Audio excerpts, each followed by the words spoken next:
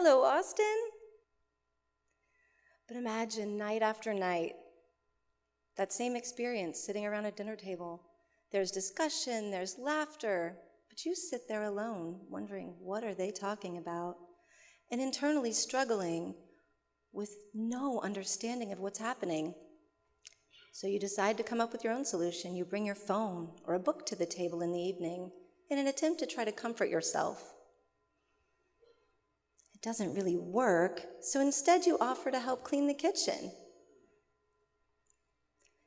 It's an escape from the constant chatter around the table that you have no access to.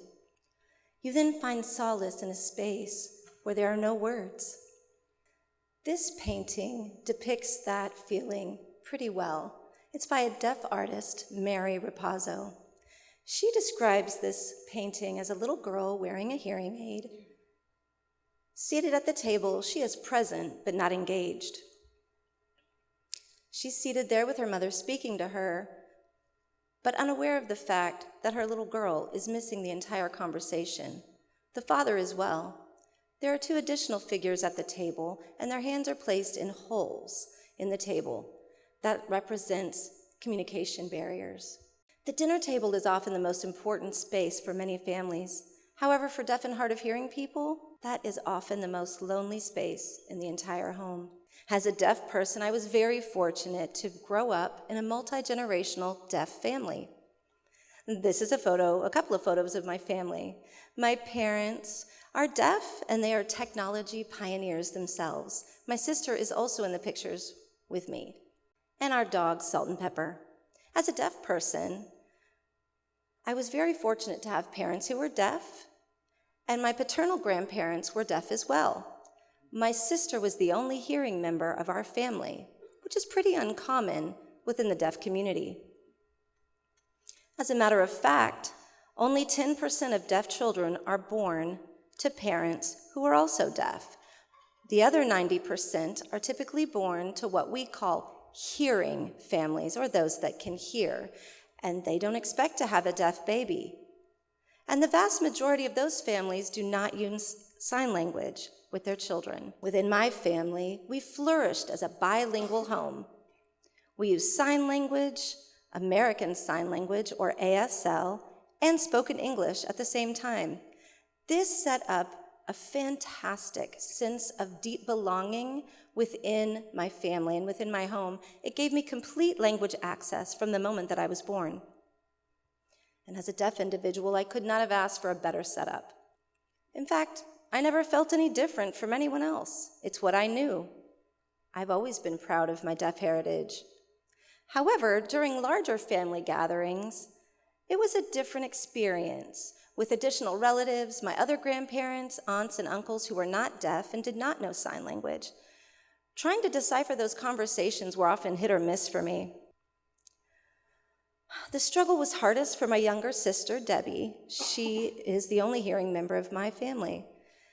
And so her language use would vary. She knew that whichever language she chose, she would ultimately eliminate one side of the family from that conversation. Those dilemmas really weighed heavily on Debbie. She was as young as 3 and 4 years old when she faced these situations. Can you imagine your own maybe niece, nephew, or child who is that young having to face those types of linguistic decisions? For me, as the older sister, watching her navigate between these two worlds was very difficult. And what affects one person impacts the entire family, regardless of which side you're on. We also struggled with the outside world. Now, this was back in the 70s and 80s and into the early 90s. And ASL was not really widely used or embraced outside of the deaf community at that time. So even going out to dinner was often an interesting experience. We would garner curious stares from other diners. Debbie was exposed to some conversations that she could hear other restaurant goers, and she often really never shared that with our family. She just heard it and kept it to herself. Comments that people would make about our funny deaf speech or in our voices, or how crude we looked using sign language in that space. In addition, when dining out, The waiters would often feel overwhelmed because there wasn't just one deaf person in our family. No, we had 3 deaf people there. And so we grappled with many different things all at the same time. And then there was my sister, who was the youngest in our family. She was trying to protect us and then engage with the wait staff, who again felt often overwhelmed. And on top of this, at that time, remember, we didn't have the internet back then. And many of you may not remember life without internet, but I lived like that for quite some time, and captioning wasn't popular back then either. In fact, it wasn't until I was in high school when a very popular TV show came on. It was called Dynasty, and that was the very first primetime show to ever be captioned. I can assure you, the deaf community literally shut down when that show was broadcast. People were not answering phones. We were not answering the door. Nothing. We were all glued to our TV sets and watching the show. And as a matter of fact, the most evil character on that show was named Alexis. I got mocked for that forever. I thought it would never end. So my transition to college life was here at the University of Texas at Austin, but it was wildly different from the vibrant conversation that had come from my family dinner table. So now I was kind of back in that mixed space table where ASL wasn't really widely understood or used. And so at that time, I found myself heavily relying on lip reading. It became my lifeline to any conversation to the world here in Austin. And I couldn't just jump into any conversation or join any table as I pleased. But once I settled, I joined a sorority and moved into the sorority house. I met some people who wanted to learn sign language. They learned the alphabet, and of course, you can imagine they learned some curse words as well in sign language. We use those quite a bit. So at the same time, I also started to come up with some solutions for myself. I kept my tables smaller. The sorority would hire interpreters for our chapter meetings, or somebody was willing to take notes during those meetings. Here's a photo from back then. These were my friends in college.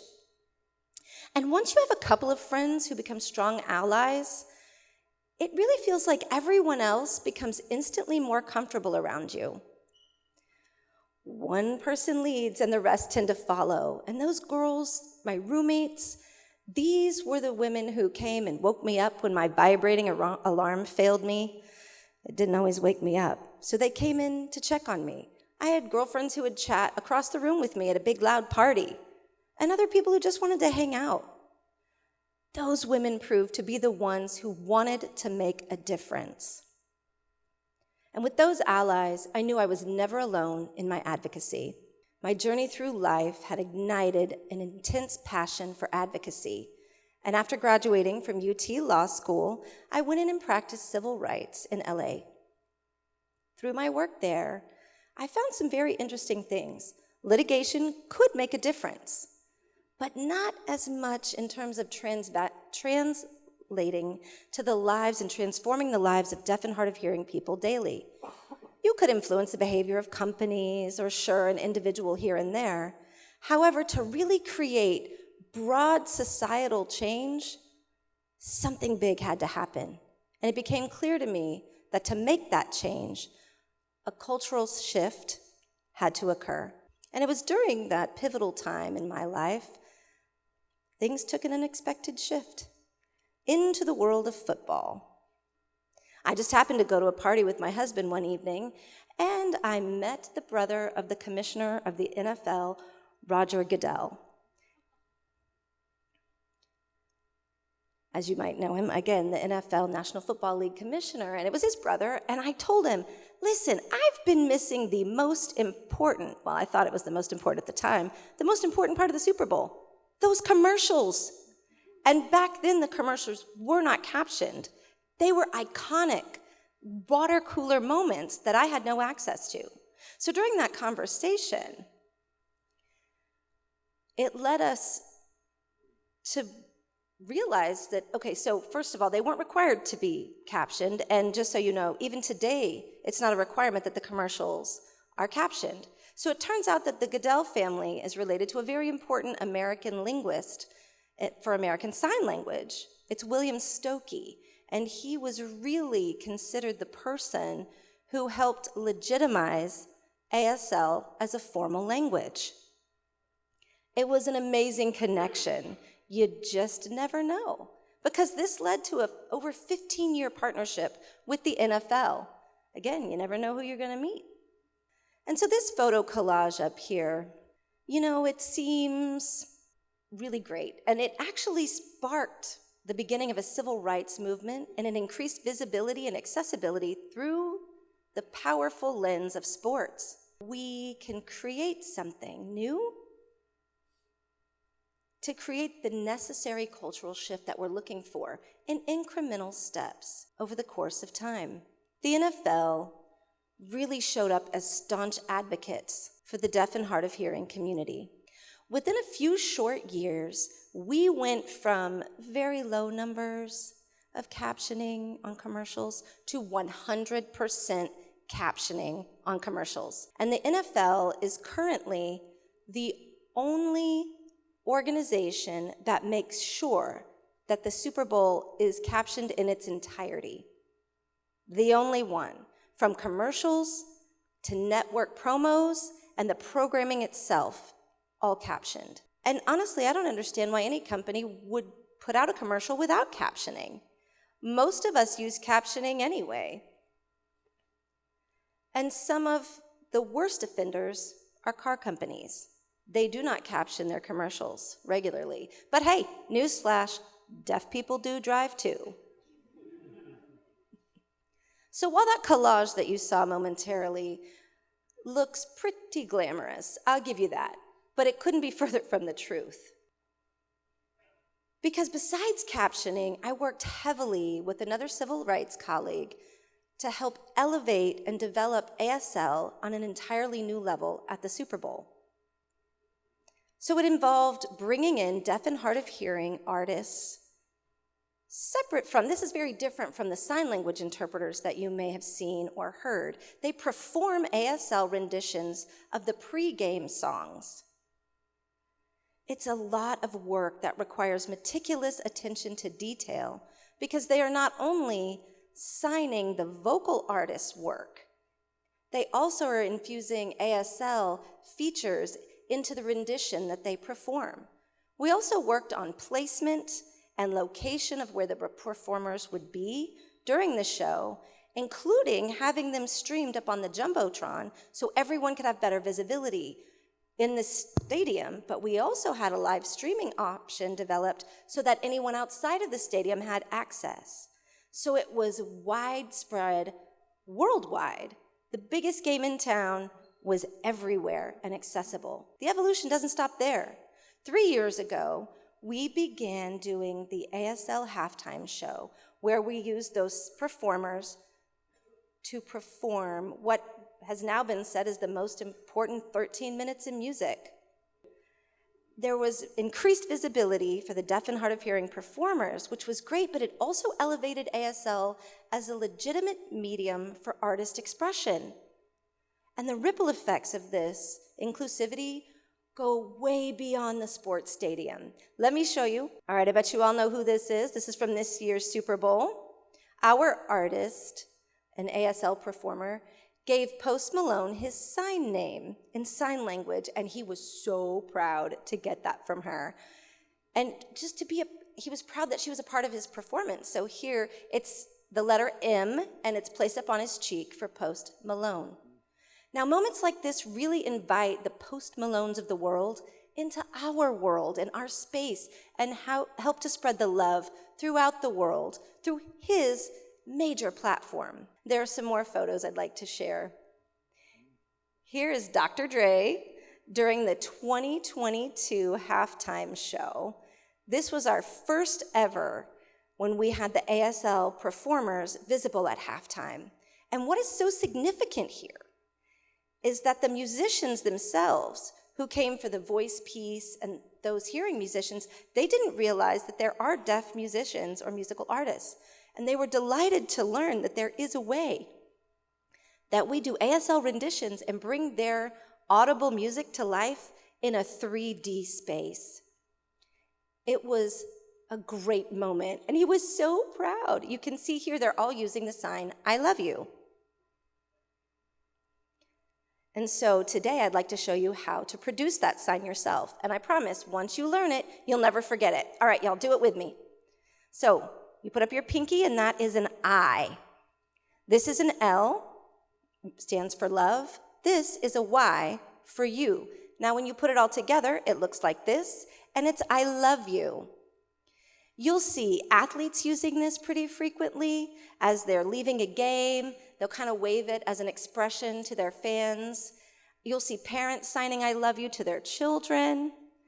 And the deaf community uses this sign as much as hearing people use the sign for peace. And as we've seen, access comes in baby steps. It takes time. But there are things that you can be doing to be more inclusive of someone who is deaf or hard of hearing. The first and most important tip I've got for you is just acknowledge that the person is deaf or hard of hearing, and then ask, hey, how can I be helpful today? Learn their language. Even if it's a handful of signs and it's not at a fluent level, that's all right. Explore some apps that can teach you some signs or that will translate text to speech. The bonus with those is it's not just into English. There are so many languages that can be translated on those apps. Make sure that any technology you use in your home is accessible. It can be as simple as turning on the captioning on your TV. Seek out resources to see how you can be helpful and engaged. Often I'm thrilled that even a store clerk would come up to me and ask if they can help me, or acknowledge something in sign, maybe just saying, how can I help you? And after that, I at least know that they won't be following me through the store for 15 minutes, hollering at me to try to help me, looking like I'm rude. They know I'm deaf, and now we both know this. It's a nice plus. Every little thing goes a long way. The perfect dinner table is where we can just be deaf. But also, the Debbies of the world, like my sister, don't have to choose between those two languages. It's a table that we create and build together, and no one's left behind. Thank you, Austin, for having me today. I really appreciate the opportunity to be here.